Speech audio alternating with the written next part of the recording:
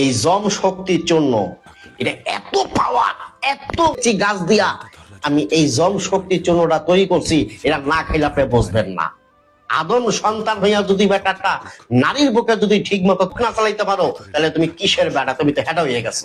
এই দুনিয়াতে পুরুষ বলিয়া তুমি আর কোনোদিন দাবি করিও না। যদি একটা নারীর বুকে যদি ঠিক মতন তুমি যদি না চালাইতে পারো, তুমি ঠিক মতন চালাইতে চাও, গুল্লি যদি ঠিক মতন টিপে টিপে বাইর করতে চাও, যদি টিউব দিয়ে যদি হাওয়াটারে ফলাইতে চাও, তুমি সেবন করবা জম শক্তির চূর্ণ। এই জম শক্তির চূর্ণ খাবার পরে থেকে 10 ইঞ্চি লাম্ব হইব, 4 থেকে 5 ইঞ্চি লাম্ব মোটা, রডের মতো শক্ত, কঞ্চির মতন টাইট।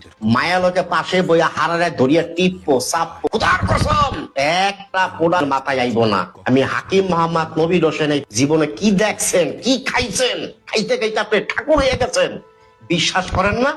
আপনি আমার এই জম শক্তি চূর্ণটা খান, দদির মতো গাঢ় হবে। যে পাড়া ছাগলের মতো ঝুলিয়ে গেছে, তা নিয়ে টেনিস বলের মতো ছোট হইব। ইসলা পানি পড়া বন্ধ, ক্ষয় সপ্তদোষ বন্ধ, স্বাস্থ্য পরিবিকার ভালো। মায়ের লগে লগে 4বার 5বার খেলাইবেন, দুর্বল হইবেন না।